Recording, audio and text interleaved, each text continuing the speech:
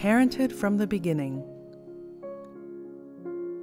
My name is Martha, and I'm a pediatrician and mother of 4. For the last 20 years or more, I've been providing assistance to young families as they embark on their new journey. This program contains my thoughts on the subject. You've just become parents. You have a sense of responsibility, sometimes even of overwhelming responsibility. A small baby is totally dependent on you, and you want to provide for his needs in the best way possible. All the people around you seem to have so much knowledge, so much experience, whereas you may feel that you're missing that critical knowledge. At this point, I want to provide you with 2 guiding principles. First, you are the only people who will intimately know your particular baby. All the other information refers to other children, not to this one. So listen to your own instincts, learn to understand this child, and learn how to respond to him or her.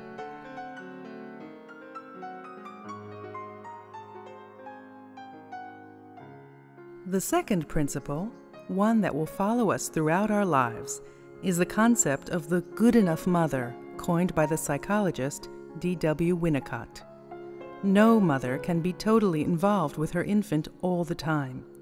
We should accept that even if we try very hard, we can only provide for most needs in most cases, but we cannot provide for all. It's okay.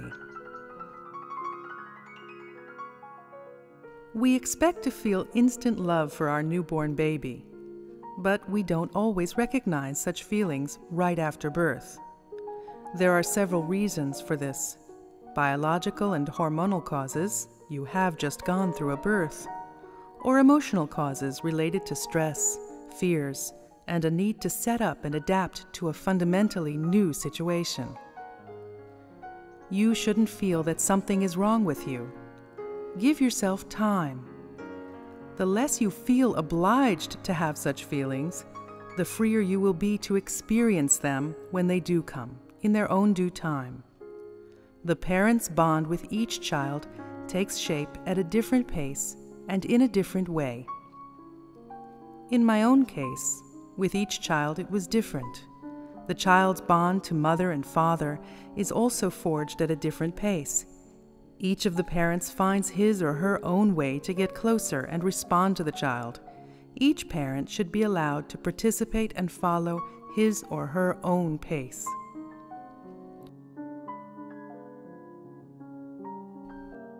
It's important to learn about your baby. Some babies like stimulation by being touched and cuddled. One baby likes to be held a lot, another likes it less.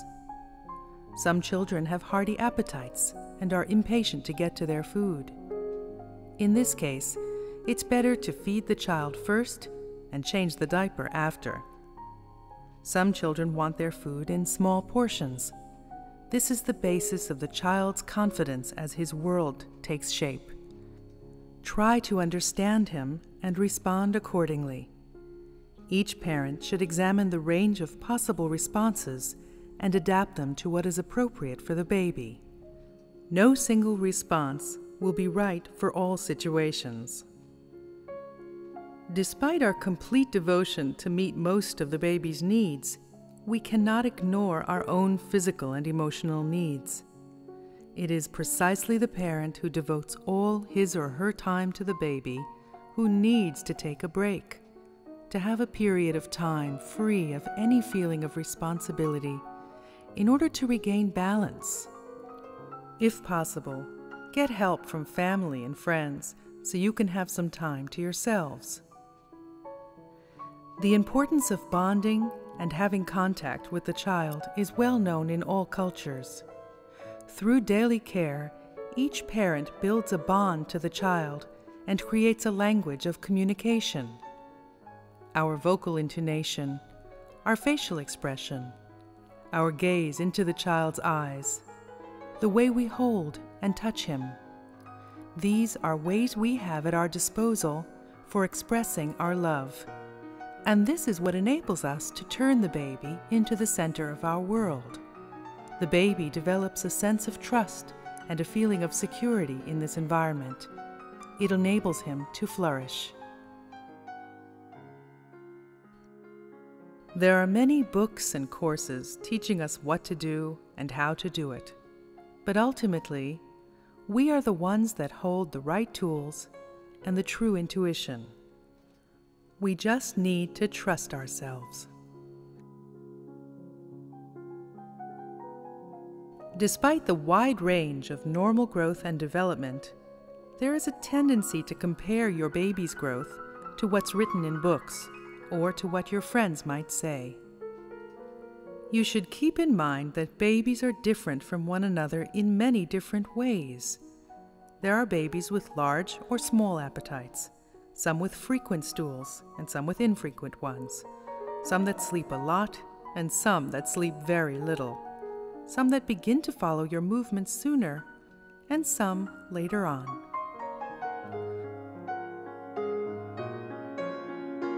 From everything I have discussed so far, it's important to remember that your baby should be seen in relation to himself. He will tell you. You will know if he is comfortable or uncomfortable, if he is hungry or tired, if he has had enough to eat, and if he's happy. There will be times when you'll be worried, unsure, and in need of assistance and guidance. In these cases, you should get advice from a reliable professional who you trust. Listen to your baby, listen to yourselves, and go with the flow.